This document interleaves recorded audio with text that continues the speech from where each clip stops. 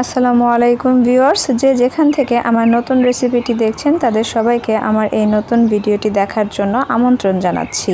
এখন প্রচণ্ড গরম, এই গরমে শরীর ঠান্ডা রাখার জন্য 4টি রেসিপি একসাথে তৈরি করে দেখিয়েছি। একদম সহজ করে দেখাবার চেষ্টা করেছি, আশা করছি আপনাদের কাছে ভালো লাগবে। বেলের শরবত তৈরি করার জন্য আমাদের লাগবে বেল। এখানে আমি একটি বেল নিয়েছি আর এই বেলটি পাকা। যখন দেখবেন বেল থেকে সুন্দর ঘ্রাণ বের হয়ে আসছে তখনই বুঝতে পারবেন বেল পাকা। আর এই পাকা বেল দিয়ে আজকে আমি বেলের শরবত তৈরি করে দেখাবো। আমি একটি চাকুর অপর পাশ দিয়ে এটাকে বাড়ি দিয়ে ফাটিয়ে নিয়েছি, আপনারা দেয়ালে বাড়ি দিয়েও এটাকে ফাটিয়ে নিতে পারেন। তো আমি ফাটিয়ে নিয়ে মাঝখান থেকে 2 ভাগ করে নিয়েছি। এখন একটি চামচ দিয়ে বেলের যে পাল্পগুলো আছে সেগুলোকে আলাদা করে নিতে হবে। বেলের যে শক্ত অংশটার সাথে পাল্পগুলো থাকে সেটাই কিন্তু খেতে বেশি মজার হয়। আর এভাবে করেই আমি সম্পূর্ণ বেলের পাল্পগুলো আলাদা করে নেব। আপনাদের যেভাবে সুবিধা হয় আপনারা সেভাবে করে এটাকে আলাদা করে নিতে পারেন। তো এখানে আমি আলাদা করে নিয়েছি, দেখতে পাচ্ছেন। এখন এর মধ্যে সামান্য পরিমাণ পানি দিয়ে হাত দিয়ে কচলে এই পাল্পগুলো থেকে যে বিচিটা আছে সেটাকে আলাদা করে নেব। আর এই কাজটা হাত দিয়েই করতে হবে। এখানে আমি অল্প অল্প পানি দিয়ে বেলের যে পাল্পগুলো আছে সেটাকে নরম করে নিয়েছি। এখন একটা ছাঁকনি দিয়ে চেলে এটাকে বিচি থেকে আলাদা করে নেব। আলাদা করার পর এই বিচিটাকে ফেলে দেব। আর এই বিচিটা সহকারে যদি ব্লেন্ডার করতাম তাহলে কিন্তু বেলের শরবতটা তিতা লাগতো। তো আমি পারফেক্ট স্বাদ রেখেই এভাবে করে বেলের শরবতটা তৈরি করে দেখাবো। তো এখানে আমি দেখুন এভাবে চেলে নিয়েছি আর এখানে কোনো বিচি অথবা আঁশ নেই, সেটাকে আমি আলাদা করে ফেলে দিয়েছি। চাইলেই এভাবে করে একটা এয়ারটাইট বক্সে রেখে ডিপ ফ্রিজে রেখে দিয়ে 7 দিন পর্যন্ত সংরক্ষণ করতে পারেন। তবে ফ্রেশ জিনিস কিন্তু বেশ মজার হয় আর খেতেও ভালো হয়, পুষ্টিগুণও ভালো থাকে। তো আমি এভাবে করে 2 দিনের জন্য সংরক্ষণ করে রেখে দিচ্ছি। এটাকে আমি এক সাইডে রেখে দেব। আর যে বাকি অংশটা আছে সেটার মধ্যে আমি দিয়ে দেব স্বাদমতো চিনি। এখানে আমি বড় চামচের 1.5 চামচ চিনি দিয়েছি আর দিয়ে দিচ্ছি সামান্য পরিমাণ বিট লবণ। চাইলে আপনারা এখানে সাদা লবণটাও দিতে পারেন। দিয়ে এখানে পরিমাণ মতো পানি দিয়ে এটাকে একটা চামচের সাহায্যে গুলিয়ে নিতে হবে। এখানে আপনারা আপনাদের ইচ্ছে অনুযায়ী পানিটা অ্যাড করে দিবেন। যারা ঘন পছন্দ করেন তারা অল্প পানি দিয়ে এই শরবতটা তৈরি করে নেবেন, আর যারা পাতলা পছন্দ করেন তারা একটু বেশি পানি দিয়ে এই শরবতটা তৈরি করে নিতে পারেন। আপনাদের পছন্দ অনুযায়ী যেভাবে ভালো হয় ঠিক সেভাবে করে আপনারা তৈরি করে নিতে পারেন। তো আমি একদম বেশি পাতলাও না আর বেশি ঘনও না, সেই পর্যায়ে রেখে এই শরবতটা তৈরি করে নিয়েছি, দেখতে পাচ্ছেন। এখন এটাকে আমি গ্লাসে সার্ভ করব। আমি এখানে 2টা কাচের গ্লাসে সার্ভ করে দেখাচ্ছি, আপনারা যে কোনো গ্লাসে নিয়ে এটাকে খেতে পারেন। চাইলে ঠান্ডা পানি অথবা বরফ দিয়েও পরিবেশন করতে পারেন। আর এইভাবে করে শরবত তৈরি করলে বেলের শরবত তিতা লাগবে না আর পারফেক্ট স্বাদে আপনারা বেলের শরবতটা খেতে পারবেন। বানানোর জন্য প্রথমে আমি নিয়েছি একটি ব্লেন্ডার জার। এখন এর মধ্যে আমি অ্যাড করে দেব কিছু বরফ। এখানে আমি আমার পছন্দ অনুযায়ী বরফ দিয়েছি আর নিয়েছি কলা। এখানে আমি 3টি কলা নিয়েছি। এখন কলাগুলোকে ছিলে ছোট ছোট পিস করে কেটে দেব। তো আমি আর আলাদাভাবে কেটে নেইনি, তো এই জগের উপরে রেখেই পিস পিস করে কেটে এর মধ্যে অ্যাড করে দিচ্ছি। আর আমি তো এখানে 3টি নিয়েছি, আপনারা যে কয়েকজনের জন্য বানাবেন সে অনুযায়ী কলাটা এখানে অ্যাড করে দিবেন। 4 জনের জন্য বানালে 4টি কলা নিতে পারেন। আবার এখানে বড় কলা হলে 2টি কলা দিয়েও যথেষ্ট। আর সাথে দিয়ে দিলাম হাফ কাপ পরিমাণ টক দই। টক দই না থাকলে মিষ্টি দই দিতে পারেন, আবার আইসক্রিমও দিতে পারেন। তো টক দইয়ের জন্য দিয়ে দিলাম 2 চামচ পরিমাণ চিনি। সাথে দিয়ে দিচ্ছি রুহ আফজা 3 টেবিল চামচ পরিমাণ। এটা আমাদের শরীরের জন্য অনেক উপকার করে থাকে, তাই আমি অ্যাড করেছি। চাইলে আপনারা স্কিপ করতে পারেন, এমনিতেও বানিয়ে নিতে পারেন। দিয়ে দিলাম পরিমাণ মতো পানি। দিয়ে এখন এটাকে 1 থেকে 2 মিনিট ব্লেন্ড করে নিতে হবে। এখানে আমি 3 জনের জন্য বানিয়ে নিচ্ছি, তার জন্য এখানে আমি আমার পরিমাণ অনুযায়ী পানিটা অ্যাড করে দিয়েছি। চাইলে আপনারা আপনাদের পরিমাণ অনুযায়ী কলা ও পানি দুটোই অ্যাড করে দিতে পারেন। আর চিনিটা এখানে অপশনাল, যদি আপনারা মিষ্টি বেশি পছন্দ করেন সেক্ষেত্রে দিতে পারেন, না চাইলে আবার চিনিটা স্কিপও করতে পারেন। ব্লেন্ড করা হয়ে গেলে গ্লাসে ঢেলে বরফ দিয়ে ঠান্ডা ঠান্ডা পরিবেশন করতে পারেন। যদি বেশি ঠান্ডা পানি হয় তাহলে বরফ কুচি বাদ দিয়ে এটাকে পরিবেশন করতে পারেন। এই কলার স্মুথি খাওয়ার সাথে সাথে আপনাকে শরীর আর মন দুটোই ঠান্ডা থেকে শেষ পর্যন্ত ধৈর্য সহকারে দেখতে থাকুন। বাদাম মিল্কশেক তৈরি করার জন্য লাগবে দুধ। এখানে আমি 1 লিটার পরিমাণ দুধ নিয়েছি। আপনারা আপনাদের প্রয়োজন অনুযায়ী দুধটা বাড়িয়ে কমিয়ে নিতে পারেন। তো এখানে আমি দুধটাকে প্রথমে জাল করে নেব। তো কুসুম গরম থাকা অবস্থায় এখান থেকে কিছুটা পরিমাণ দুধ আমি উঠিয়ে রাখবো, মানে হাফ কাপ পরিমাণ দুধ উঠিয়ে রাখবো, সেটা পরে ব্যবহার করব। তারপরে এটাকে খুব ভালোভাবে জাল করে নেব, মানে কিছুটা ঘন করে নিতে হবে। চুলার আঁচ মিডিয়াম টু হাই ফ্লেমে রেখে এটাকে অনবরত নেড়ে চেড়ে রান্না করে নিতে হবে। খেয়াল রাখতে হবে দুধটা বলক এসে যাতে পড়ে না যায়। দুধটা যখন কিছুটা গরম হয়ে আসবে, মানে কুসুম গরম, তখন এর থেকে আরও কিছুটা দুধ এই বাদামের মধ্যে দিয়ে দেব। মানে আমি এই বাদামটাকে এখন ব্লেন্ডার করে নেব। চাইলে আপনারা পানি দিয়ে ব্লেন্ডার করে নিতে পারেন, তবে দুধ দিয়ে ব্লেন্ডার করলে এই বাদাম মিল্কশেকের টেস্ট আরও বহুগুণে বেড়ে যায়।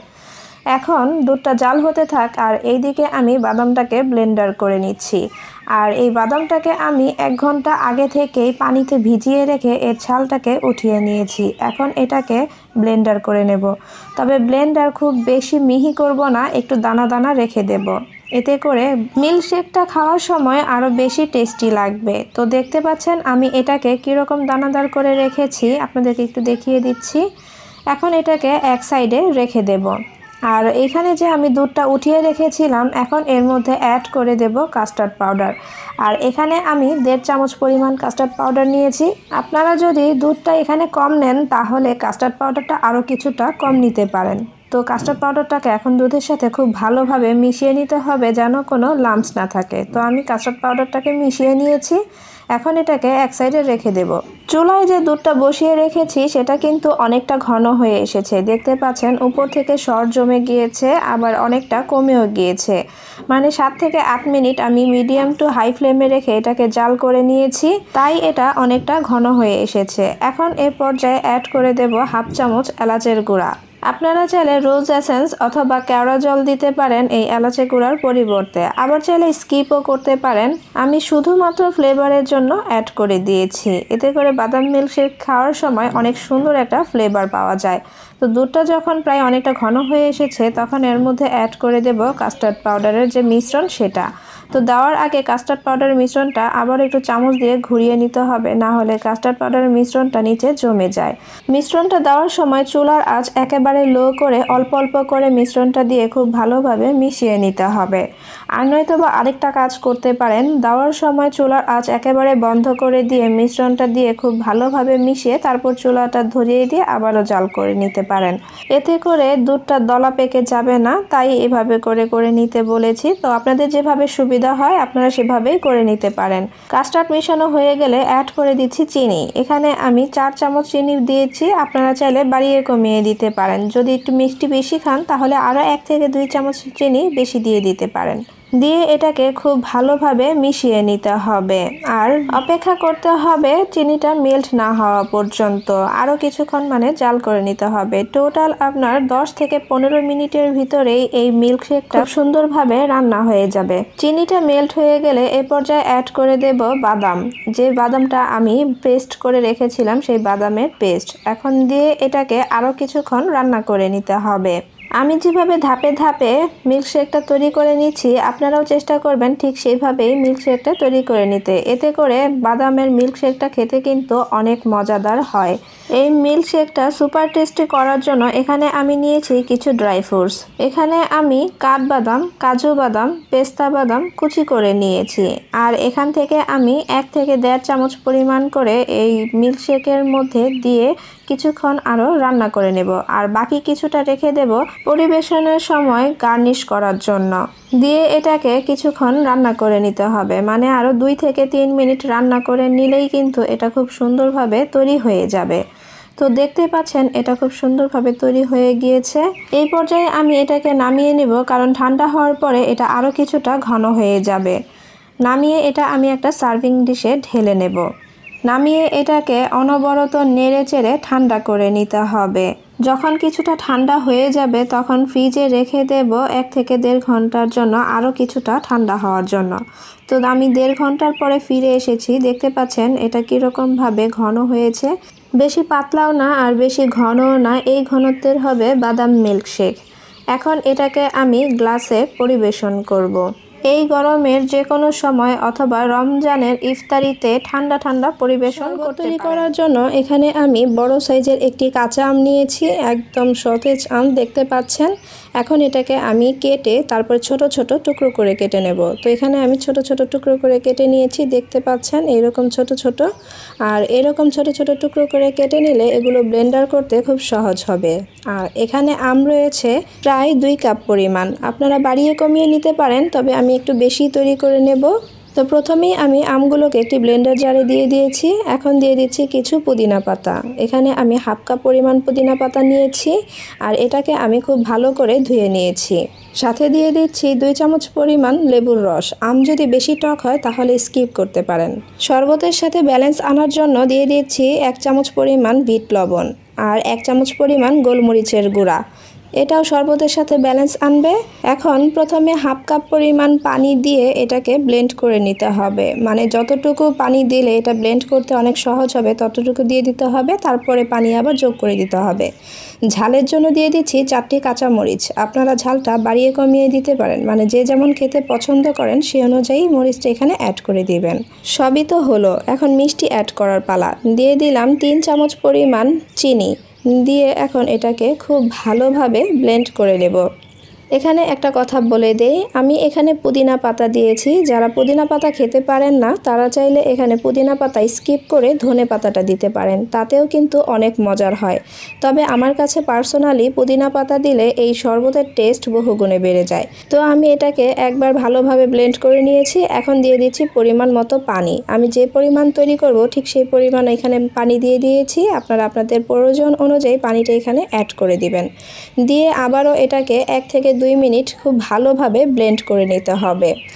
আর ব্লেন্ড করার পরে ঠান্ডা ঠান্ডা পরিবেশন করতে পারেন। চাইলে বরফ কুচি দিয়েও এটাকে পরিবেশন করতে পারেন। আমি যেহেতু ঠান্ডা পানি দিয়ে দিয়েছি তাই আর বরফ কুচি দিয়ে দিচ্ছি না, আপনারা চাইলে বরফ কুচিটাও দিতে পারেন। তবে একটু গার্নিশ করে নিচ্ছি।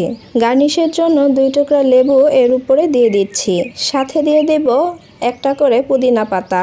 এটা পুরোটাই অপশনাল, চাইলে স্কিপ করতে পারেন। তবে পরিবেশনের আগে যদি একটু সাজিয়ে পরিবেশন করা যায় এতে খাবারের আকর্ষণ কিন্তু বহুগুণে বেড়ে যায়। আর তৈরি হয়ে গেল কাঁচা আমের শরবত।